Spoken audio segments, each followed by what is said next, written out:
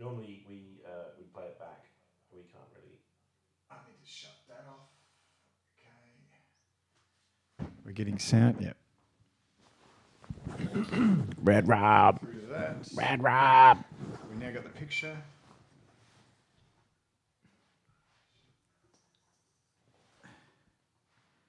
And we're getting audio. Red Rob. That is our new sound check. It's my favourite sound. So we're recording? We are not Should we stop and start again or? You ready? Yep. Recording.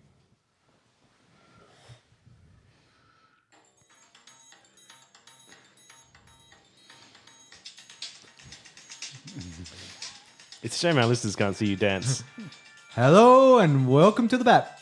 We are broadcasting from the Progressive Bubble, where I still don't know what episode it is, and for a new edition, I don't even know what date it is. My name is Franco, and joining me is Professor Dean and Chancellor Jason.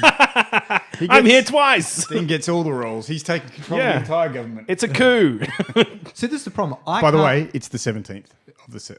17th of July, excellent. My problem is I can't walk and chew gum at the same time. So trying to stop the sound, because we still haven't figured out how to pump audio in through technical manners, as opposed to me holding up a mobile phone to the mic. Yeah. It's really causing me a lot I of think confusion. the best on part intro. about all of that was Jason's like, okay, is everyone ready? Is everyone? You're like, yep, I'm ready. And as soon as you broadcast, I don't know what episode number it is or what day it is. I feel like I wasn't as ready as I advertised myself as being 10 seconds ago. I feel like I may have misrepresented this situation.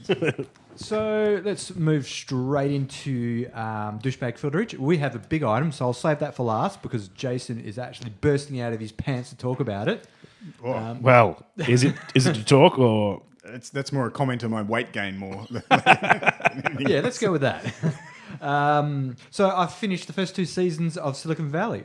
Awesome show. Awesome. Really loved it. The third season's even better.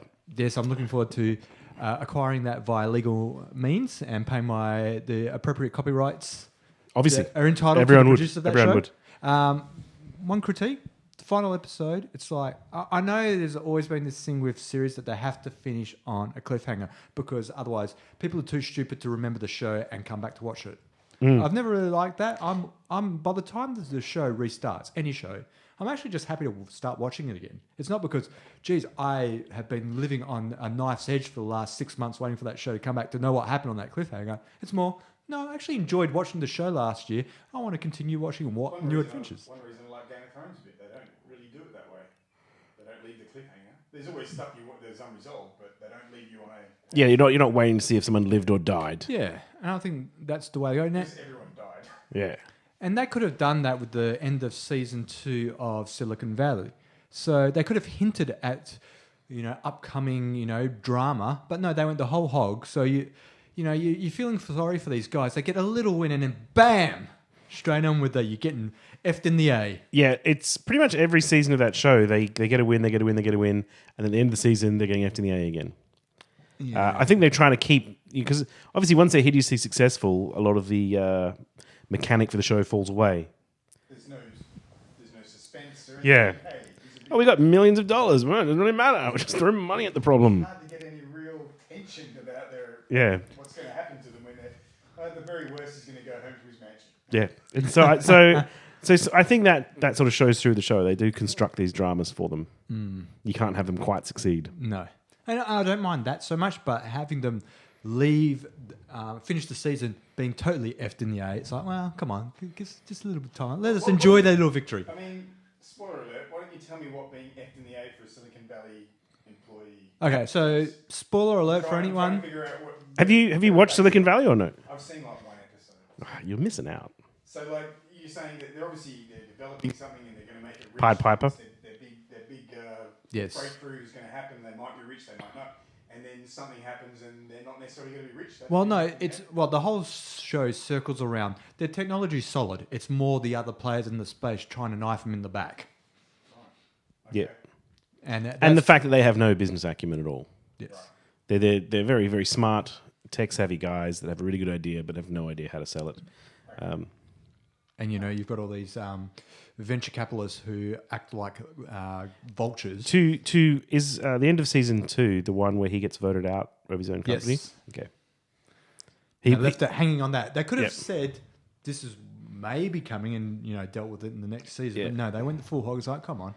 Yeah, I quite like that, the board meeting and then he gets voted out. I thought that was good. But I thought they could have started the third season with that happening. Well, see, a cliffhanger would be there's a board meeting called and they hold a vote and you see 4 out of 5 votes and then you don't see the 5th vote. That would be a cliffhanger. This actually, they resolved that. They were just like, well, he's no longer the CEO. Now what happens? Yeah, I suppose. Don't know. Look, yeah, you're in for some more fun. Something else that Workaholics or something. Oh, yes. Now, I've been watching... I'm not as addicted to Workaholics as saying I fucking love Workaholics. I watch bits and pieces of it at a time, usually when I go over to my girlfriend's house and we want to watch... She loves comedy, so that's a go-to for something silly. This particular episode, though, was quite disturbing. That's it. Basically, what's the long-haired dude's name? Blake. He's into some Belieber site. And it's with the pedophile episode. And they were making light of a pedophile, making the pedophile almost a likable character. And it was quite disturbing the way they were...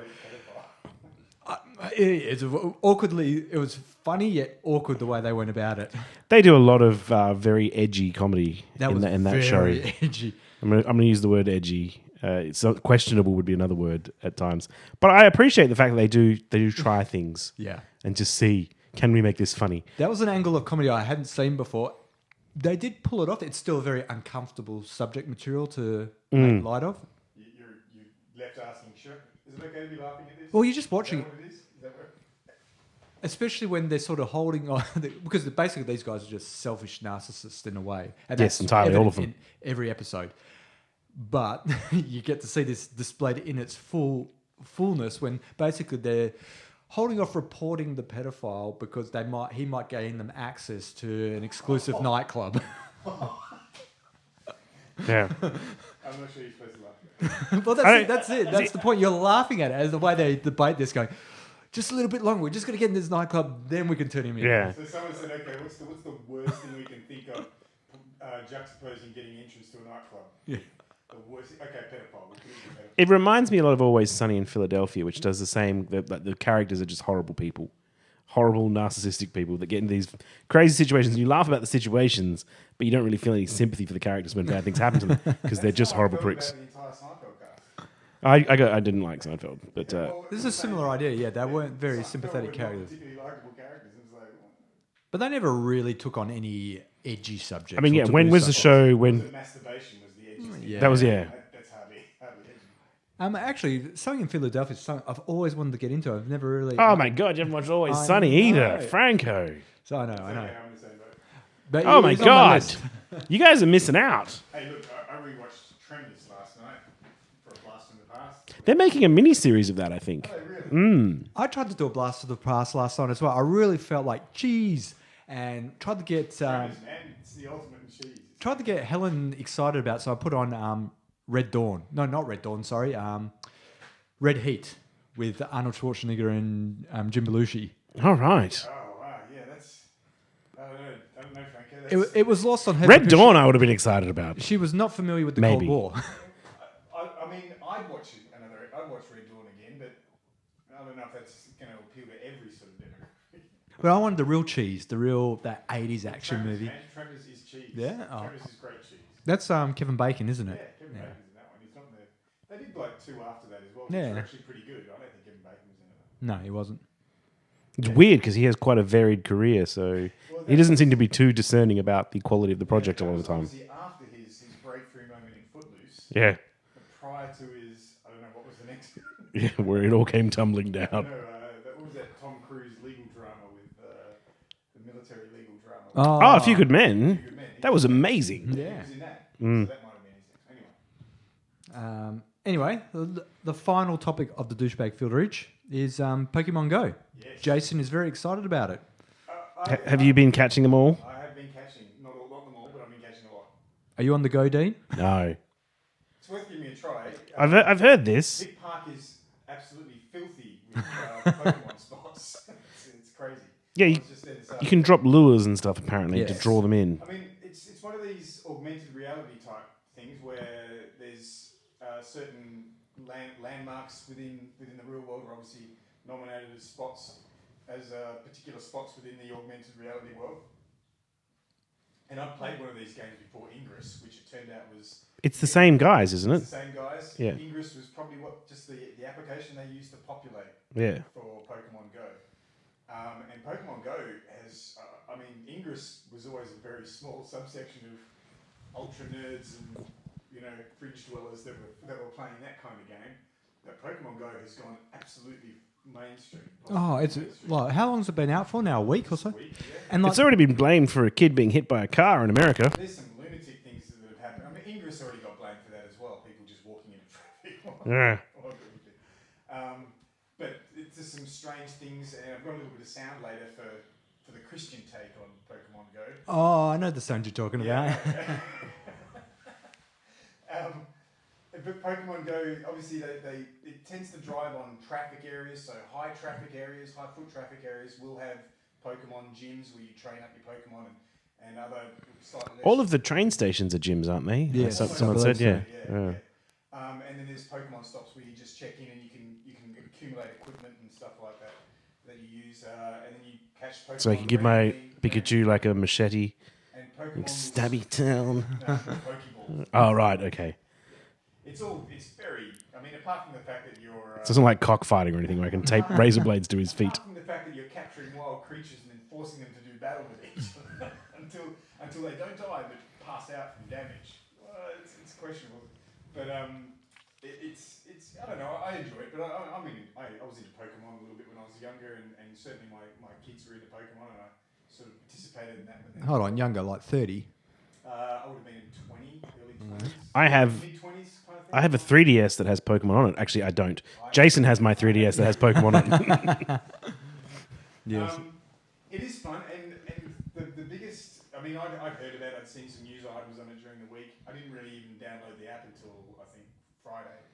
And then I went in... I'd heard what Kings Park was like, and I remember what Kings Park was like for Ingress. It was just absolutely filthy with these spots, with what would have been the Ingress points and things like that. And I went to Kings Park. I've never seen a crowd at Kings Park outside of Anzac Day or the Sky Show like it was with people head down into their phones just wandering around aimlessly. Yeah, one of my friends went there on a Friday night to catch Machops or something, or some sort of karate ones. Hitman Lee, there you go. They went down there. That was like he went on a date with his missus, and they went to Kings Park to hunt Pokemon. Did he try to pass off a date for a Pokemon run? She requested it. Oh, wow. Yeah, he was very happy about this. Like, it's a date that cost me no money, and I get to play video games. This thing is widely spread. I was walking with my partner through the mean streets of Victoria Park. We saw quite a few couples walking around catching Pokemons at 10 o'clock at night. Yeah, it's ridiculous. It is absolutely ridiculous. Wow. I wasn't aware my suburb was overrun with vermin. It's a good spot. You're in a fairly good spot for it. You could probably train Pokemon without leaving your living room. You could set a lure and steal everyone's Pokemons. But it's good fun. I mean, I like it when I was doing playing Ingress. I used to use it as a fitness thing. I'd run between the points until they got too close together to actually make it meaningful. Whereas the Pokemon situation seems to be more spread apart, and part of it is it actually promotes exercise, because some things you can only unlock by physically walking or running between points. It detects if you're moving too quickly, so it says you're in a car or on a train, but you have to clock up a certain amount of distance before certain things will unlock. Oh, wow. Eggs will break and things like that. It is good. Like, it's getting kids out there and doing things, or adults out there doing things. Everyone out there doing things. I kind of like the idea, like the augmented reality thing. It's the only. It's another instance where you're going to get outrageous conservative people saying that video games are killing lives, destroying lives. And on that note, let's move into. I haven't heard this, so I'm looking forward to this. How long is it? It's 147 minutes. I'll cut it off after. It's just a sound clip. I think you get the gist after the first minute or two. Yeah. So this is one Christian pastor in America, and I believe, just to give it a little bit of background, he found out Pokemon, that churches being high traffic sites often became Pokemon gyms, and so a lot of people started Coming to church. And then he started A lot of Pokemon hypothesizing. And here we go. Virtual cyber demons. Yes, digital demons. Digital demons. Now, so this is where this starts to get weird. If it's not weird yet, it's going to get weird. You're weird. So this morning, Doc and Edward and I are in an editorial meeting. We're talking about the topics for today's program. And Pokemon Go was one of the topics. Right. Now, this is before the police officers showed up. Right. We're talking about Pokemon Go. And Edward and Doc said, Rick, we're gonna present to you a really far out idea about Pokemon Go. What if this technology is transferred to Islamic jihadists? And Islamic jihadists have an app that shows them where Christians are located geographically. Now, you may say, well, how is that possible? Okay. But there's a reason why we ask that. Yes. Because the game itself reveals something, doesn't it? Yes, it does.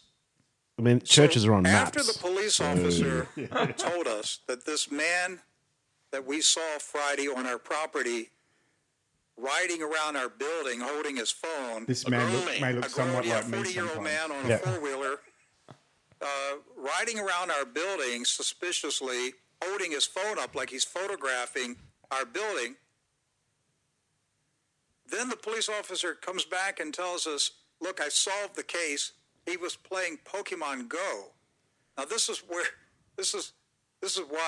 in the office today we all did a triple take looking at each other, because the theory that Doc and Edward presented to me this morning before the police officer came here was, what if we find out that Pokemon Go is primarily, the demons are primarily being located inside churches?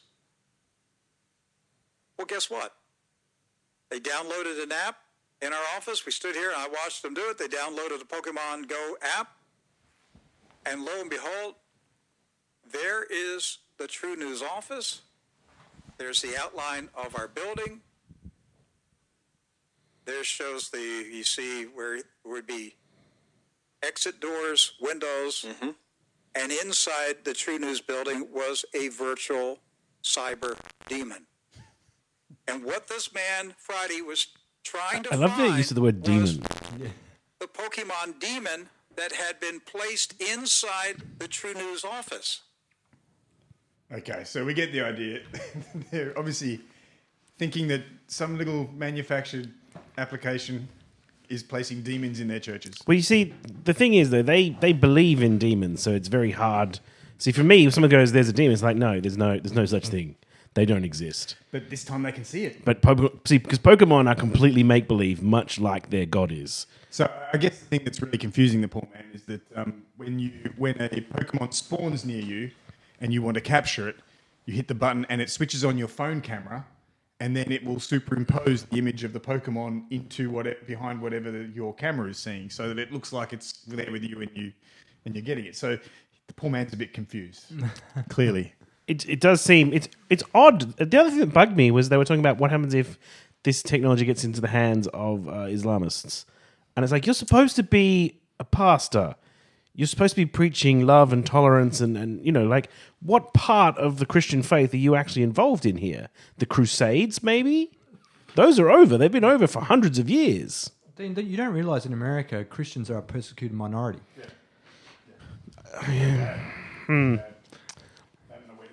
Now Nintendo's trying to get them. That's right.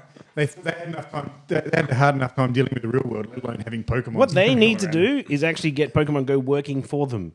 Have little saints in places, high traffic areas. Maybe you can catch a photo of Jesus. Oh, St. Peter, I'm going to capture him. Yeah. They just need to make sure their congregants are Or, capturing all the Pokemon as they like pop up. Which I'm sure they'll be happy to virtual do. lepers that you can save. Well, there's a transgender person. Let me be bigoted against them. Yeah. Pow. On the other side, there is some slight issues. I mean, basically, Niantic has complete access to my entire Google account. That's part of the conditions of service. Oh, really? Yeah. Yeah, they own your Google account. They can do almost whatever they want with it. Pretty much, they have no complete thanks. access. Oh, So look, they can read your Google's already emails. got complete access to my Google account, and they have not proven to be particularly. But there's a difference between Google and other companies. I mean, I trust Google. Maybe I'm being Niantic has naive. essentially been in cooperation because that whole Ingress thing was very much a Google-driven thing. Is it Nyan as in Nyancat, or is it? Niantic? Yeah, no, but like Nyan, N-Y-A-N. Not or- Nyan, not Nyan. That'd be way better, is all. But so I mean, and the initial proof of concept stuff, I believe someone even mentioned the CIA was an investor in this Niantic company, just completely upfront, an absolute investor because they are obviously interested in this kind of technology. Through something like Pokemon Go, they will know exactly where you have been at any time. Well, from a you've been technology playing the point game. of view, there's been a lot of research and investment actually into using gaming to do business objectives. Yeah, and one of the things So I've you been could easily see how that application could be extended for military or Military things. counter-espionage objectives. without Man, getting- even advertiser, you could have all Pokemon congregate at Pizza Huts. Well, no, this is exactly what you can pay to get a Pokestop at your shop. So you can do this. My already. friend who owns a gaming shop up in Wanneroo, Why not? is doing this. He's trying to get a Pokemon gym at his That gaming would store. be a great thing for him to do. would Have make a a couple of lot those of Pokestops and a gym there. It would be great. I guess I can mention Gamagori by name. It's a great place. Everyone should go there. Hi, Josh. Friend of the show. Friend of the show, Josh. Yeah, so anyway, Pokemon Go. I'm enjoying it. It's fun. Cool. All right, short, fast newsies. Pakistani social media starlet Quandil Balok, I hope I'm pronouncing that right, apparently was strangled by a brother for bringing shame to the family. Another honour killing in Pakistan. Yes, and it's odd. She's like every other 20-something YouTube star at Facebook in The this case Pakistani video. Kim Kardashian. The Pakistani version, only obviously living in a far less moderate society. Interestingly enough, Pakistani currently rates second to last on the World Economic Forum's gender gap report, just below Syria, which is nice. Above Yemen, the only country worse off, which makes sense with the current wars and bombing So that hold Saudi on, Arabia what's this undertaking. report or ranking? The gender gap, so the rights for women over the world, Pakistan is second last. Of the countries surveyed, they did 145 countries in the survey. Pakistan's second to last. Oh, Iran, better than Yemen. 141. Yeah, better than Yemen. You're right. You know, look at the positives. How many different nations are there these days? More than 141. 145. It's just obviously they didn't do all of them. So, and Saudi Arabia is obviously down pretty low. That'd be To be honest, I in my research only wrote down the last five. okay. Wow, actually, weren't in then the it's, bottom it's five. higher than I expected. Then it's not in the last five. The last five: Iran, Chad, Syria, Pakistan, Yemen. Hold on, so Iran is lower than Saudi Arabia. Yes. I'm a little bit surprised with Iran actually. Well, post-Islamic revolution, probably not as good as it was before. Yeah, I know, but Hold on, did Saudi Arabia buy a spot into this organisation? No, The human rights? To be fair, it was the UK that got Saudi Arabia into their position. Well, so. Saudi Arabia's got many it friends. would not do well to have the chair of the human rights. Interestingly enough, Britain has come out this week and said they won't guarantee they wouldn't vote Saudi Arabia back in, which is nice. There was Wow. international outrage. Everyone realised it was England that did the voting. Who's in charge of that? Their new foreign minister? Boris Johnson. Man, have you seen the rest of their parliament, that cabinet they're announcing?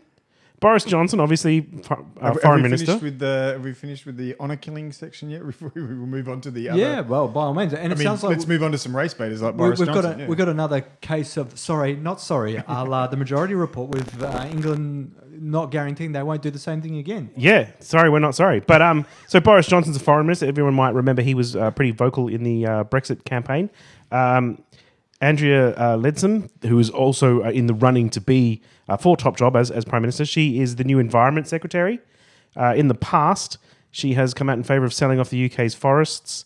She has tried to put a levy on renewable energy, and she's in favour of removing the ban on fox hunting. So she's a good Environment Minister Secretary. Probably doesn't matter so much, though, because Theresa May has just closed their climate change office in a move that would make Tony Abbott very, very proud.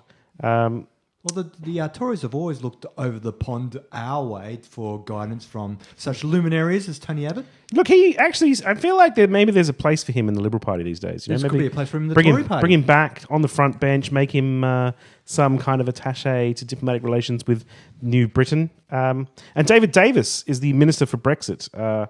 He has this week Minister for Brexit. Minister for Brexit. He has this week talked about how maybe European Union migrants who are living in the UK may or may not be allowed to stay.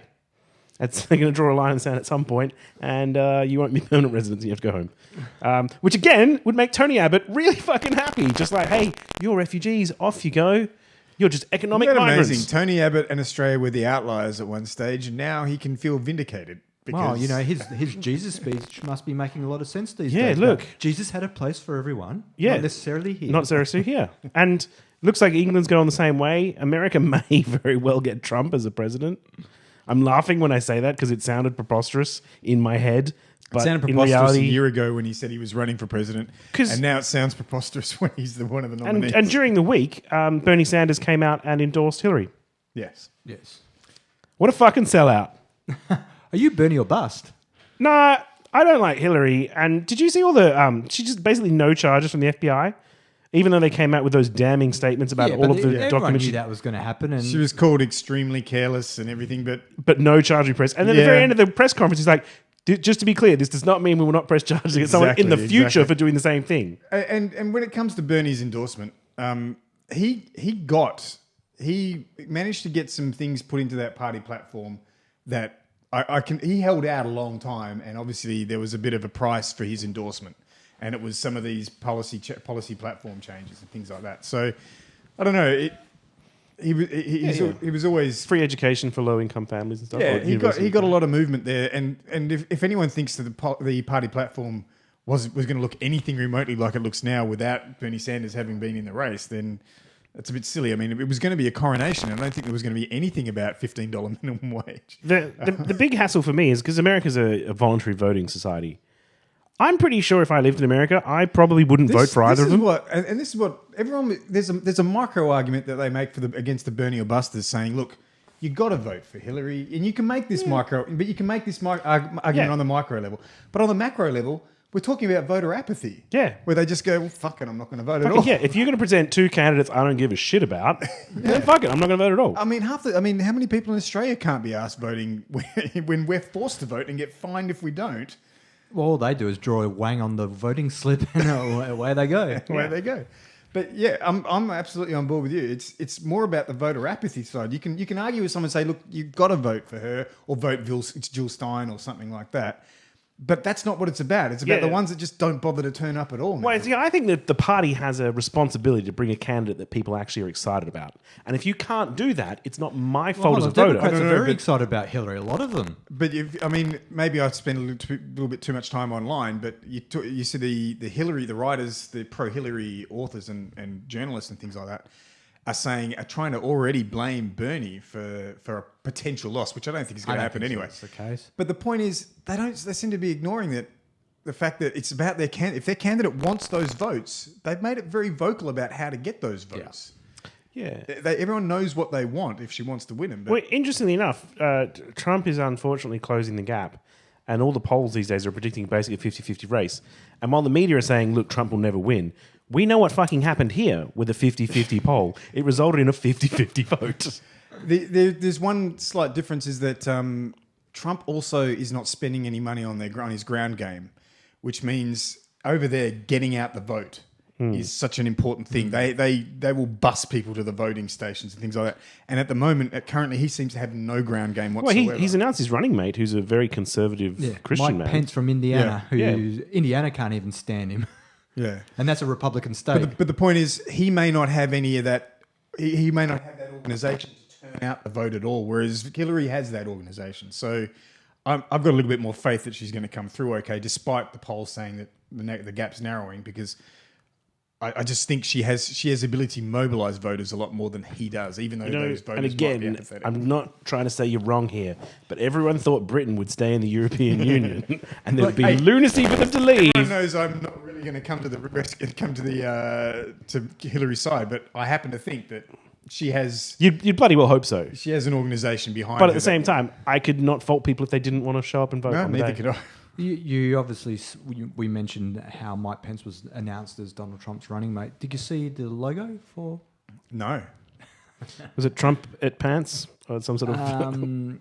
Basically, Trumpins. it was a very penetrating logo for the Make America Great Pence and Should Trump. I Google this? Yes, I definitely think so. I mean, the majority report went on extensively on euphemisms. Oh wow!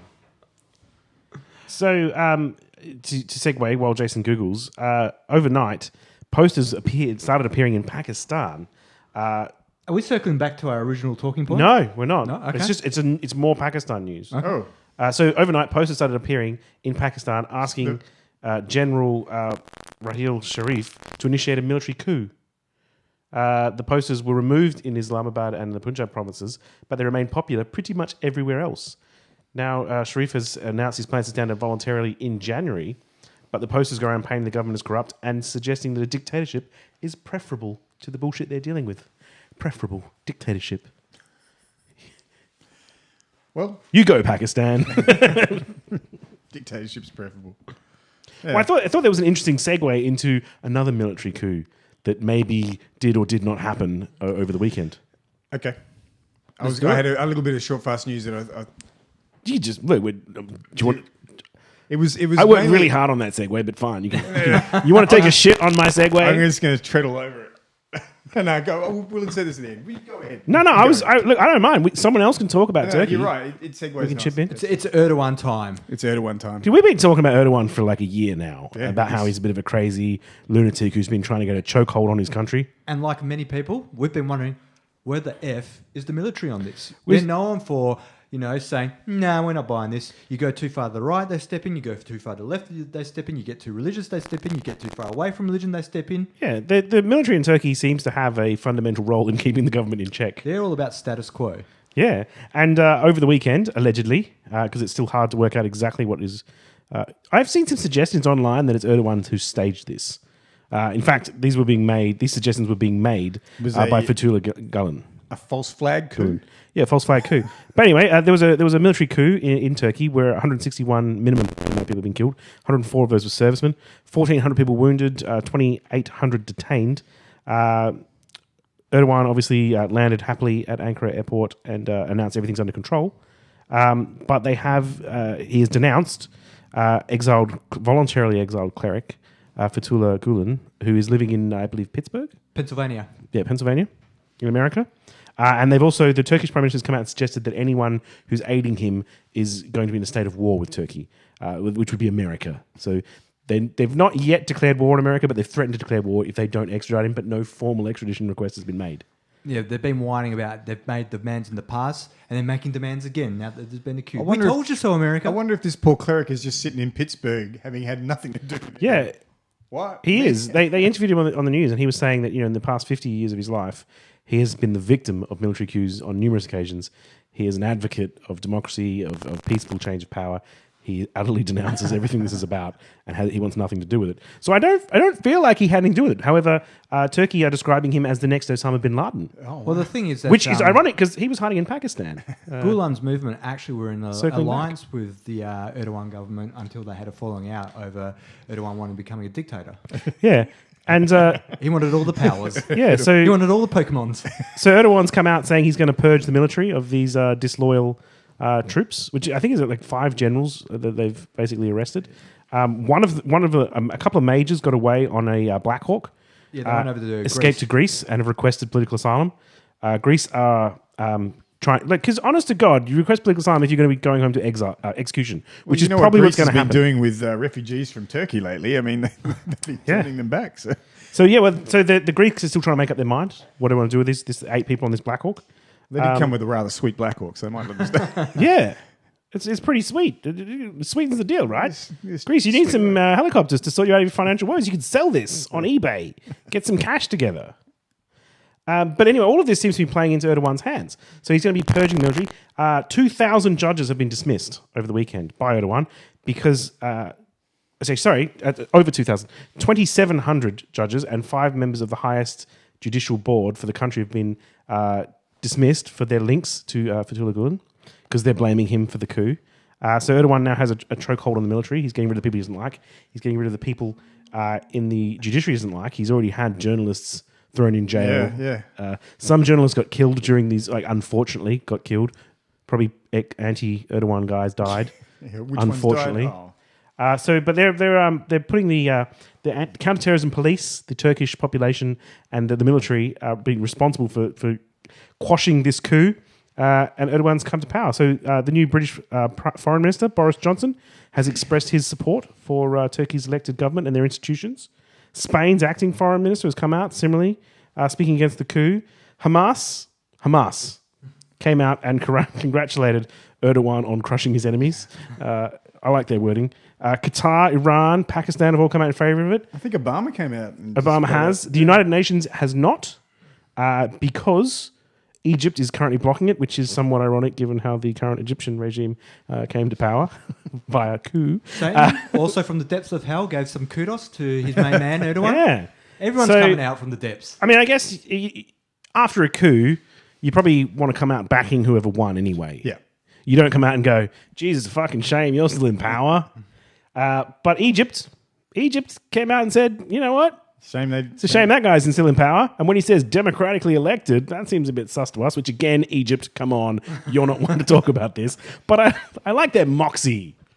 Who does have the credibility to knock down a dictator these days? I don't think anyone in that area, that part of the world anyway. No. Yeah. So, look, it's still a developing situation, but it's pretty full on. I think one of the interesting points that came out was Erdogan, who has been well known for locking down certain parts of the internet and things like that, used social media to call out to his minions and to his followers, because he had no control of the state media, which was the one thing that the they tried to shut the comms down. They managed to get hold of that, but obviously the military didn't expect him to get on old FaceTime, and literally used FaceTime to speak to the masses, which may have been the big mistake they made. It seems a little bit like I'm not trying to draw parallels between Erdogan and Hitler here.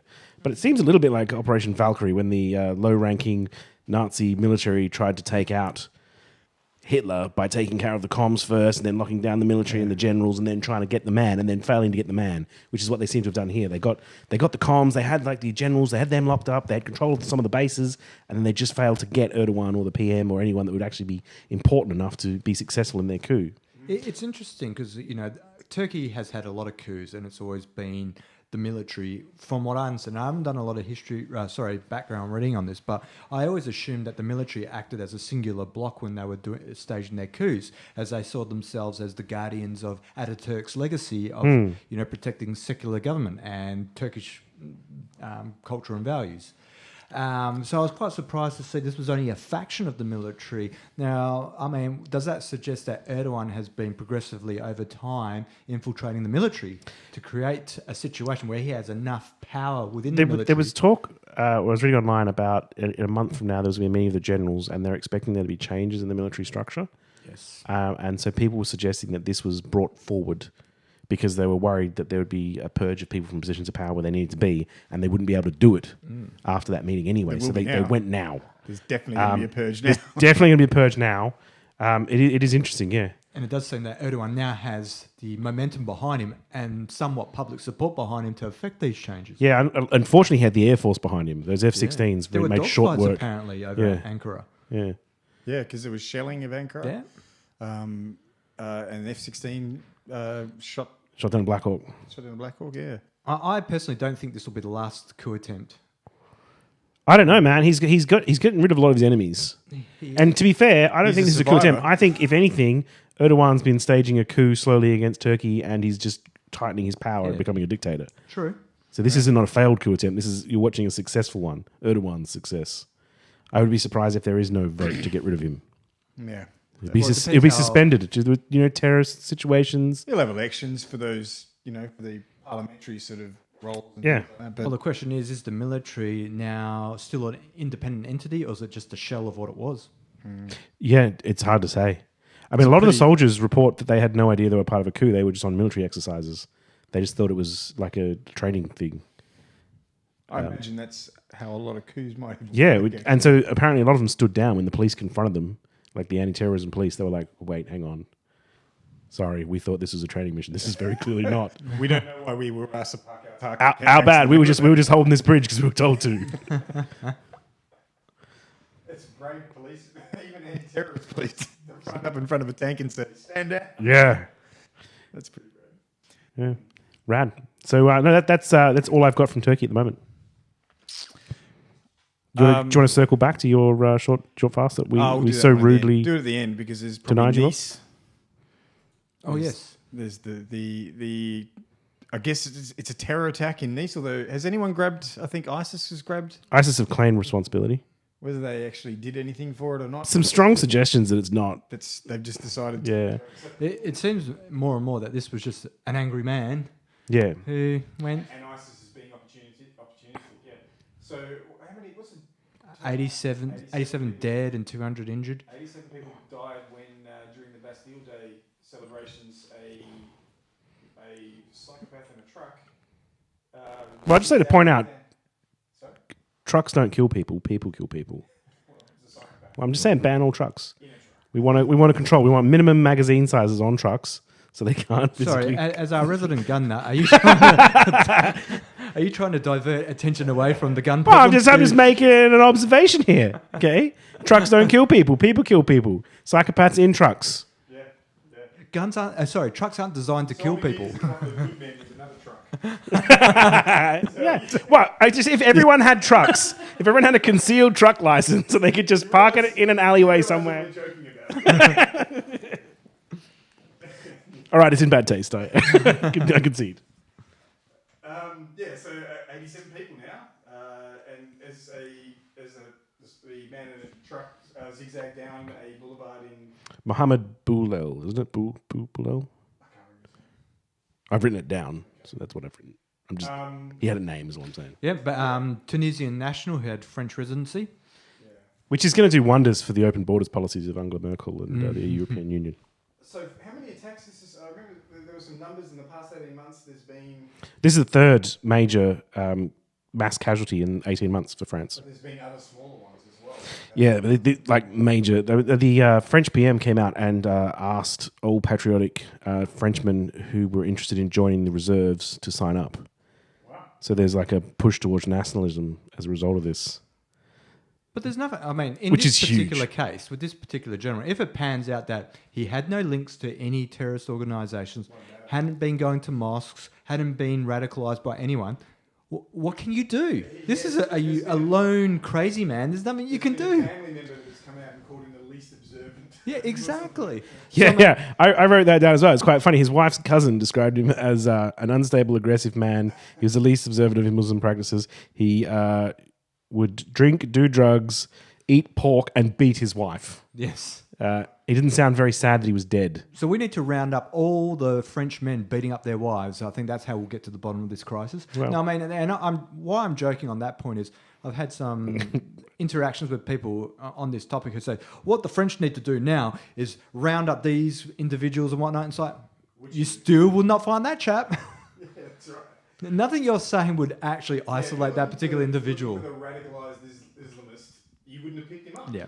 No. Did you see the photographs of the truck post massacre? I saw some, well shot up. Yeah. So many bullet entry points into that cabin. Apparently, there were quite a few heroic attempts by the public to actually stop. One guy on a motorbike unfortunately passed away as part of his attempt. Oh, wow, he got. He did die trying to get access, and then there was someone who actually did run when the truck slowed down to get around an obstacle. A guy managed to get onto it, which caused enough of an opportunity for the police to shoot the driver.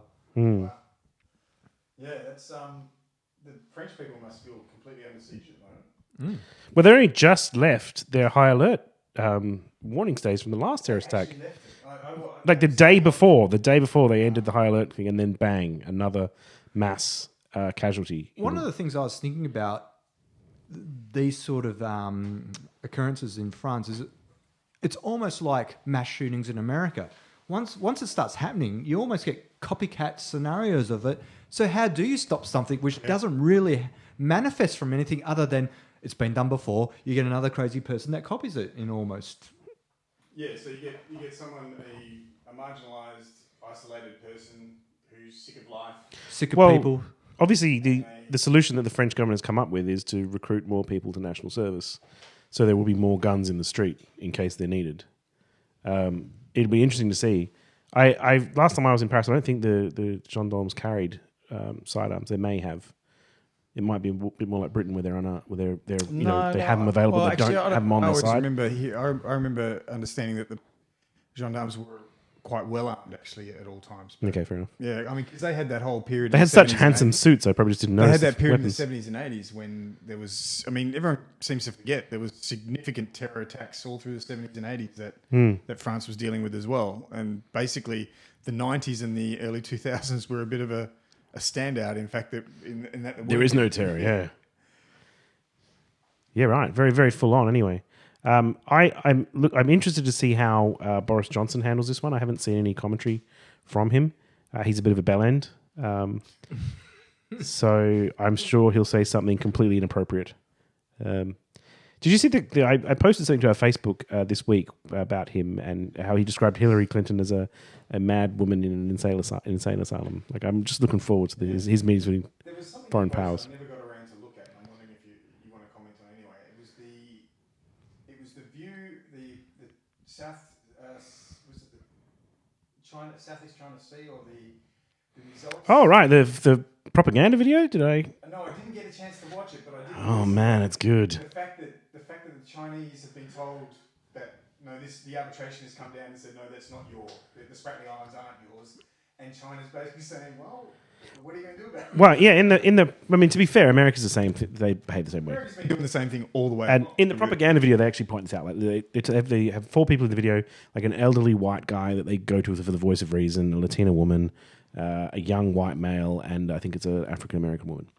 And the white guy's gone about, like, I think of another power that does this. America's all in favor of ignoring international decrees. And then they talk, and the Latina woman's talk about how arbitration generally involves 2 sides being involved together and seeking a solution. So if China didn't show up, is it really arbitration? It was really, really interesting. But these people obviously just work in China and they've been paid for their services. Yeah. But I'm wondering how much people internal to China actually buy into this. So I was trying to get my friend who lives in Macau to talk to me about this, but he said he hadn't seen it, and I was like, Oh, right. Have you curious. actually seen the borderline that China draws over the Southeast China Sea? from the 1947 picture that they've lost. Pretty much goes into every other country's territorial waters and say, that's ours. Yeah. Yeah. But as you said, because there's no one with the credibility or the moral standing to actually point these things out to them, because everyone else has been doing it. Just because China's finally taking their chance at being a bit of a colonial power. Yeah, it's a bit rough. Like, what are you going to... And to be honest, obviously America's sailing ships through there and, refusing to acknowledge it, but what else are you going to do? I remember reading a book in the late 90s, the late 80s actually. It was called SSN by Tom Clancy, and it was one of his Rah America's So Great books. Just just one of his books then. But it was specifically about China taking ownership of the Spratly Islands. Oh, was it? Yeah, it was quite prescient when you look at it. But of course, one lone submarine went in there and solved the problem. I think that's going to happen now. Oh, you've just given away America's game plan, Jason. China's doing exactly what was in that book. They're setting up air bases on these islands, and they're just saying these are ours. This is the way it's going to be. I don't see how America's going to, short of complete armed conflict, it's going to change anything. Because I don't think China's planning on leaving. I think the funniest reaction I saw was Taiwan's reaction to the international ruling that those islands were not part of China's territory.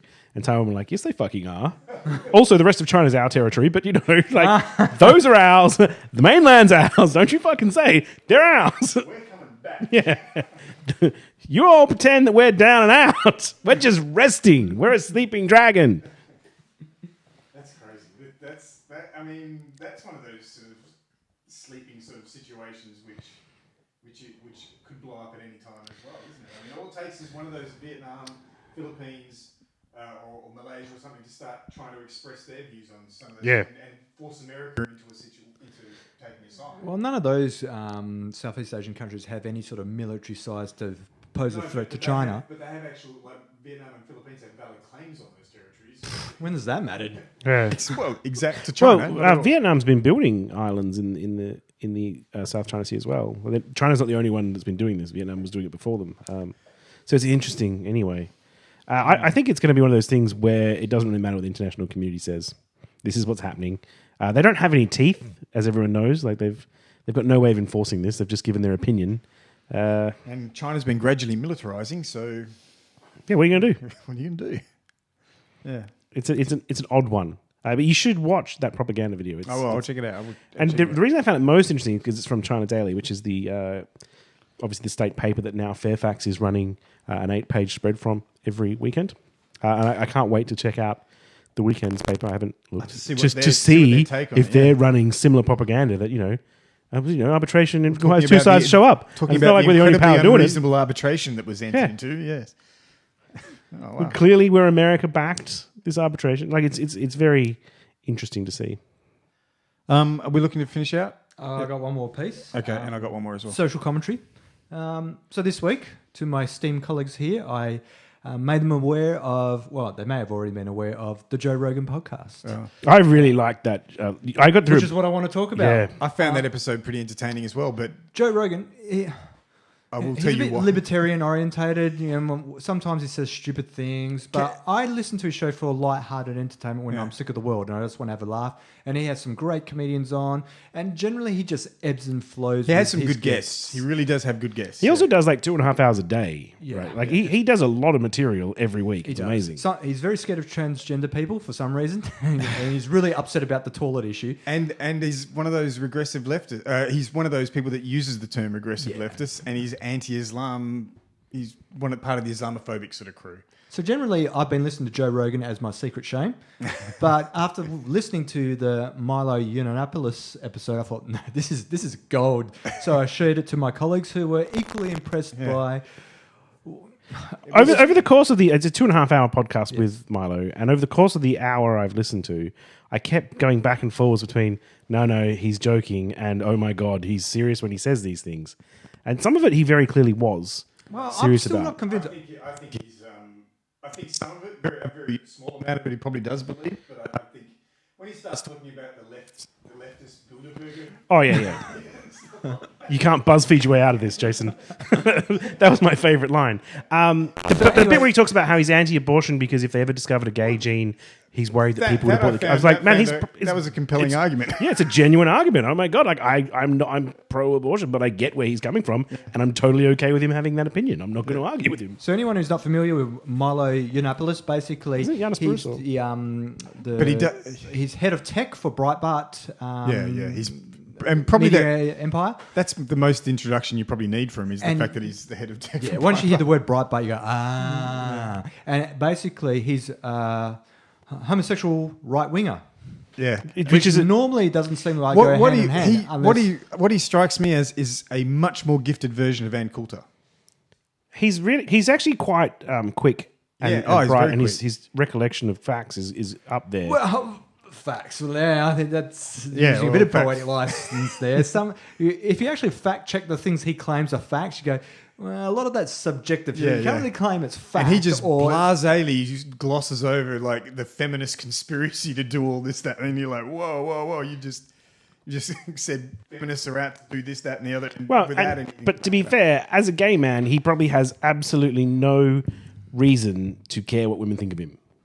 and makes it what's- quite evident. He makes it quite evident. Like he has- doesn't give a shit what they No. think about him. No, absolutely. But He I don't seems know to- why that means feminists are the ones that are ultimately driving the world down. I don't get why that would make a difference. Well, I don't think it's just feminists. He goes on about white guilt a lot as well. He thinks that is the cause of feminism and Black Lives Matter and all the things that are wrong with He's America. got all the typical right-wing talking points. He has them all. And he has them rather articulately as well.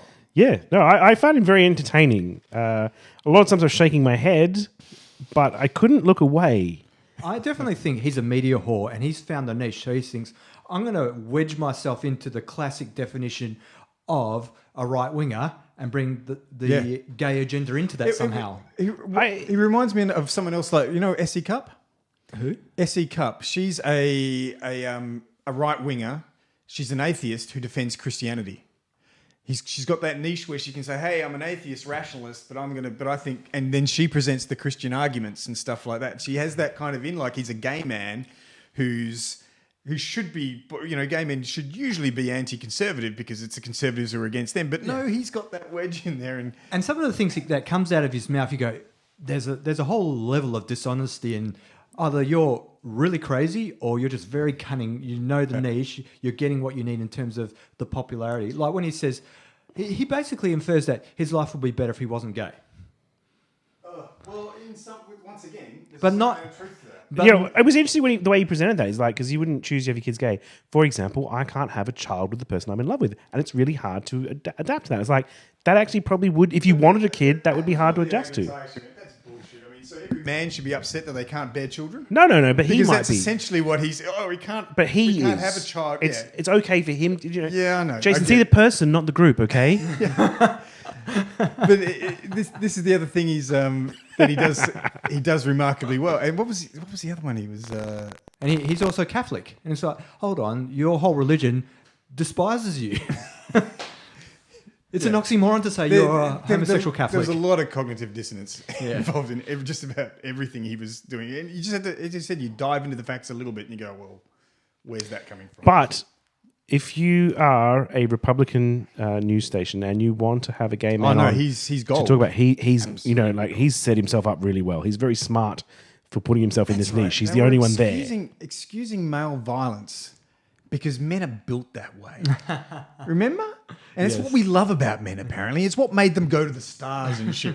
And they were just conflating everything, every positive aspect of history with men's innate violence and Well, I things think- like that. And I was going, that... I think there's a certain amount of truth to that, in so much as we're not as evolved as we think we are.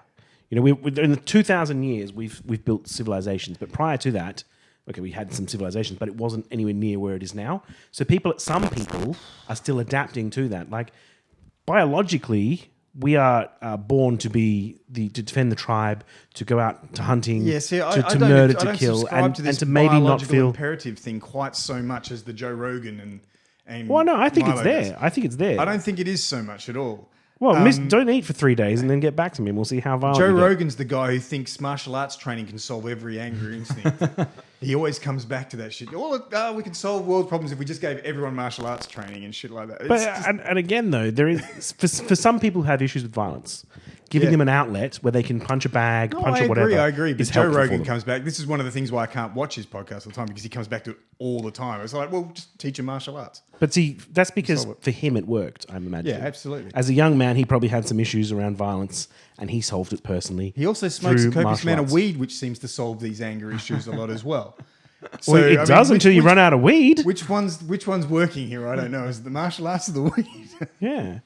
I found it interesting anyway. The whole show was, No, it was very great. interesting. That was a great episode. I won't say his show's great because I used to watch it a little bit, and it just I found him, but he can be very dangerous because he's a smart man for idiots.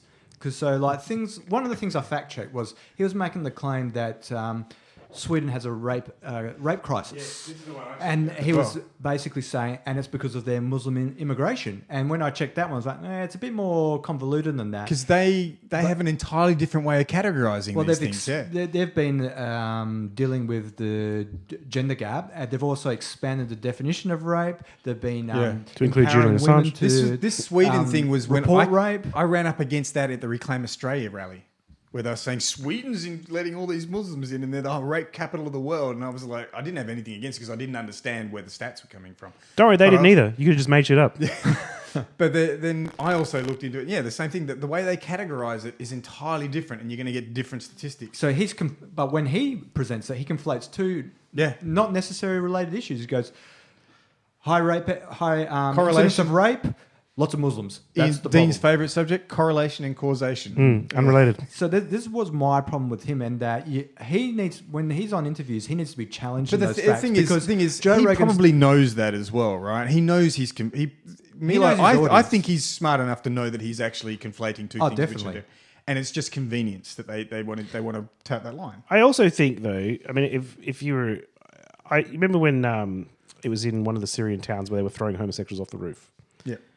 As a punishment. Now, I'm not saying that all Muslims do that at That's all. But I'm saying punishment. if you watch that and you're in that minority that's being victimized by being hurled off of a roof, that's going to color your opinion a little bit. Are you talking about Milo in particular? It's Milo in particular. I think he doesn't like brown people in general. A lot of his comments he will come out very he likes fucking anti-brown. black men. I almost apparently. think he's He did say, what was it? I'm not completely sold that he's not a pure cynic on the matter and just saying this shit without even believing it necessarily. Yeah, I think it might be the case, Yeah. but I definitely think that I think there are certain things that have probably happened in the world that you could see, and because everyone suffers from cognitive dissonance, of various kinds, including you start to notice evidence that supports the theories you have. Yeah.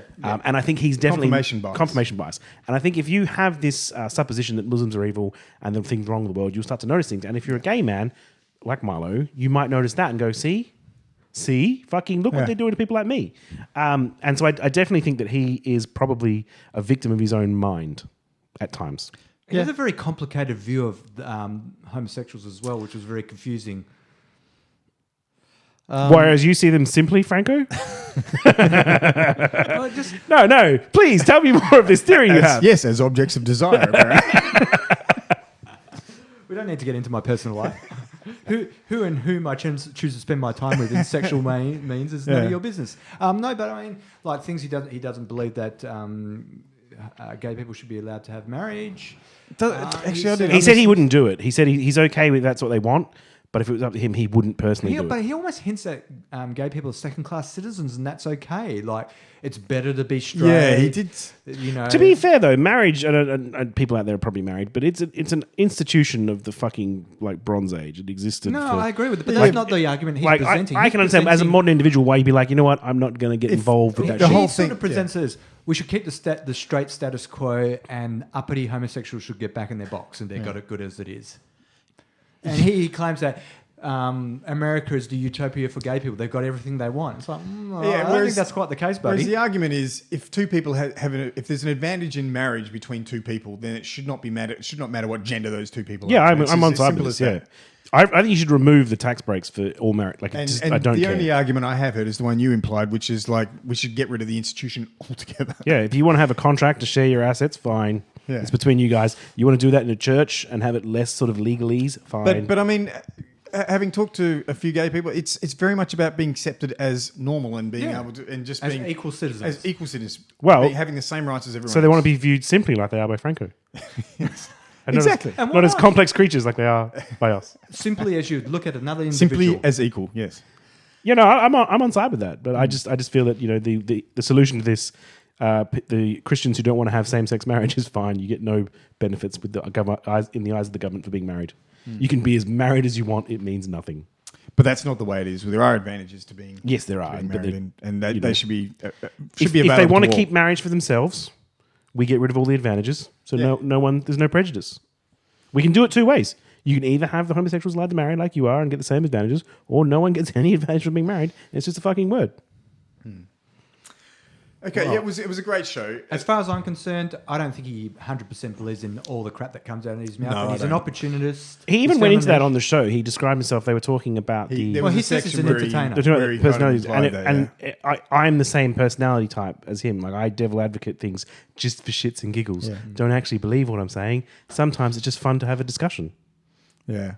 That was an entertaining episode, but I just can't do the Joe Rogan experience that often. Picking up on that point, though, Dean, I know you do play devil's advocate, but you never put forward a statement that puts people in harm. I've never seen you espouse devil advocatory in that manner, whereas I don't want to be responsible for people getting hurt. He makes blanket statements sort of suggesting all Muslims are bad. Casually, that are quite dangerous. Yes. If acted upon, would be quite dangerous. Yeah. Yeah. He doesn't seem to have any... And at some point, you would normally come clean about being... Yeah, I eventually capitulate. I don't care. He's going to perpetuate. He's happy to let this perpetuate. And in the interview with Joe Rogan, when Joe Rogan did, from time to time, challenge him on some of the more dangerous statements he made, rather than first up and go, wow, no, that's me being over the top, he sort of just, weaseled his way out of it. I think there was one time where he said he might have gone too far. I can't remember what it was. The other thing I thought was interesting when they were talking about... But mostly it was just... And one thing we said where Joe Rogan called him out and he said, oh, well, I can't say that. I'll get in trouble with my Breitbart. Yes. Or something like that. Yeah. They were talking about the dangerous energy in men at one point. And how, that really got me. They shouldn't be telling women that you can go out and wear what you want and men have no right to look at you, no right to touch you, because then they're putting themselves in danger and they're not understanding the necessary repercussions. We're lying to these people. And I was like, that's an interesting argument that I can't necessarily... Like, people should understand they're in danger, but they still have the right to fucking put themselves and do and behave how they want. I remember And you being can't in this tell them that. situation in South America. In, Yes. in danger? Not us personally, With- but our traveling companion. Our traveling companion we were in a new city, and we after a while we found out that they had an entirely different culture around these, and by dressing in a certain way, she was actually drawing dangerous attention to herself. Yes. And it was hard because like, how do you say it without being you're simply victim blaming in some ways, but you're in an entire culture where their rate of sexual assault is 4 times higher than any other city in the. And I think it's less... You're not actually blaming a victim. You're just saying, hey, man, like, It was safe in this environment, it Well, might wasn't be a good us, idea. Actually, someone told us that perhaps we should tell our friend that. Yeah, to tone it down a little bit. Yes. Yeah. Well, and that's the thing. When you're traveling and you're in another culture, you sometimes have to abide Adapt. by the norms of that You culture. have to adapt. Because our friend obviously wouldn't have thought twice being in Australia and dressing like that. But So you didn't feel compelled to perform an honor killing or anything? To circle back, full circle to the start of our show, you didn't feel like... Actually, and since we are drawing an end to those, I've just got one small bit of news. It was meant to be in the short, fast news, but we rolled on a little bit too quickly. Well, we're doing sort of medium interlaced news these days. Yeah. As of 1st of July 2017, greyhound racing will be banned in New South Wales. This is a huge sort of deal. This has been something that's been like this kind of attention to greyhound racing has been pushed for a long time. Yeah, but it's Mike Baird that's doing it. So were you saying whether it will happen or not? No, 'Cause I'm it's- saying that, he's the one that put the lockout laws and stuff in place. Like, Oh, yeah. any sort of social thing that he personally is not involved in, he's perfectly happy to come down hard on. Right. Well, I mean, but there's great reasons for Not disagreeing with you. There's also greyhound great racing. reasons in all our fracking, and yet he doesn't seem to give a shit about that. Yeah, Or well, casinos or pokies, and he doesn't seem to give But a we shit will about that. take wins where we can get them. And the fact that 68,000 dogs were being killed, in the course of 10 years or it's the something. same true with horse racing as well. And horse racing, I mean, is this the thin edge of the wedge? Are we going to look at... Probably not. If it was more than New South Wales, we'd probably look Well, at I it. mean, because- again, England's talking about bringing back fox hunting, so I think the glue industry will have something to say about that. Oh, Jesus, that's dark. It is weird. I mean, because I'm one, not being someone that bets on horses or anything, or dog racing or anything like that. I see it and I see all the wastage of animals and things like that, and think this should be quite an easy situation to solve. But There's a lot of there's vested a lot interest of people that simply don't care. It's as simple as that. And then, of course, if you do ban dog racing in this manner, horse racing is just as bad. Maybe not quite the same numbers, but it's easily. Yeah, I mean, they every time I've been to the races for like Melbourne Cup Day or whatever, and every now and then a horse takes a spill and they just go out and shoot it. And it's like, you didn't even try and fix its leg, but it's never going to race again. Yeah, okay, it's never going to race again. Exactly. Maybe he doesn't want to race anymore. Maybe he's totally cool with just being like an old horse in a paddock, eating grass and having a good time. Yeah. No shooting. I think how many died last? There was 4. I Yeah, think, died? something that just run to death. Like they run. No, 4 died in the last Melbourne Cup Day. Yeah. It's an odd callous industry. And it's just completely accepted. Yeah, it's just the way it is. But like you said, you guys take your wins where you can get them. I just think that I'm not convinced Mike Baird's change is going to stick around. It may not stick around, and it's a little bit easy to sort of. Also, they'll just show the dog racing from other states in the TAB. Well, not and just stuff. show the dog racing. They said they'll bring the dogs into other states, so they'll transport. You're just them in moving the from problem. New South Wales into Victoria and race them there. Yeah. I don't know. I find it's an interesting sort of avenue, and if it's one that's actually going to pick up steam, that would be good. But See, he's making powerful enemies. He's allying a lot of forces against him. The people who like to go out on the weekend. It's a bit of The money. People, yeah, but there's a bit of I money just in think that this. he won't be around another term. Why is there a need for both horse racing and greyhound racing? I don't actually understand the distinction between the two. Why would a gambler choose one? Well, over because the you other? can't race a dog against a horse, I guess. Why would you? That's not fair. So if you've got a dog that's pretty fast and a horse that's pretty fast, you have to race them independently. Over the short distance, Yeah. dog always gets it. Look, I think it just comes down to. I mean, it's the same as why is there rugby and AFL and soccer when they're all essentially the same game? Well, the arguments made against this would be that there's people employed by the greyhound racing, so Well, they're the happy other to. thing, I mean, Yeah. with those two Yeah. sports, I mean, the primary driver isn't about gambling. It's people love the sports, whereas the primary thing behind horse racing and greyhound racing is the betting. Well, Yeah. I mean, there's an industry built around that. Why don't you have human racing betting? They do. Sports bet will let you bet on, it's not as entertaining. I think we need to start putting them down though. If they bust the league. Like Tour de France is great. A couple of people pulled out of that. Shoot them. Well, the problem Well, is that just get Oscar Pistorius involved. He'll take care of it. in theory, animals can't cheat, so they either go fast or they don't. Actually, Yeah. that was something that came out. That's actually true. It's actually there you go. Have you heard about Although horse racing, you have a human on top, so they could actually make the horse go slower if they so choose. just on the bike on the cycling? Did anyone hear of mechanical doping? What? Installing small engines, small motors on a bicycle. People got busted doing this on the in Europe, installing a small motor in that, so that at a opportune time, you can hit a trigger and bang, you get a little boost. Oh wow! And they actually busted people doing this. I had to look it up. I looked up on the internet. Yeah, they put a little motor in the crank and the batteries in the tube, in the seat tube and stuff like that. And because the reason it came You'd have up, to think at that point in time, you're cheating. Like it's not like I know you're cheating. no, but it's not like you're an Essendon football player and you'd be like, they just inject me with shit and I'm a dumb footballer know what it was. and I didn't really ask. At that point in time, you're like, okay, so you're gonna put some batteries and a little engine in there. I'm cheating. The reason it came up was I was watching Tour de France with my partner, and they're going along with little scooters, and they got these little sensors. They said, that's one of the commentators. That's a sensor to detect what do they call it, mechanical or motorized doping or something like that. And they just go around to detect it, and I'm go, what are they talking about? I had to look it up, and it was just crazy.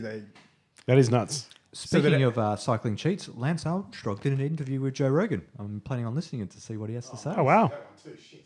He does have good. He does, amazingly so. I'm actually impressed. I mean, obviously the UFC pays pretty well, so Joe's got all this free time. But he works out. He does his BJJ. He does this podcast 2.5 hours, which I assume includes a bunch of prep time. He was a stand-up comedian for a while. So everything he does every day is like it's quite a full day. Yeah. Well, he came to notoriety through Fear Factory, a TV show where they made people do stupid things. Yeah. Oh, right. And then I don't know if he was doing the comedy in parallel or before or whatever, but he became a known comedian and then got into the UFC commentary. Another great recommendation is any of his interviews with Joey Diaz. So Joey Diaz was one of the characters on The Sopranos, and the guy is absolutely hilarious in that sort of old school New Jersey gangster style. And has those sort of stories to boot. Okay. I think that brings us to an end. I think we've gone well over an hour. Yes. I'm okay with that. I'm liking this new format of less seriousness. We go all over the place, and I don't have to edit it. It's great. It's great. Well, hopefully our listeners like it as well. Yeah. So. Thanks for listening to the show. I've been Franco. I've been Jason. I'm still Dean. Or am I?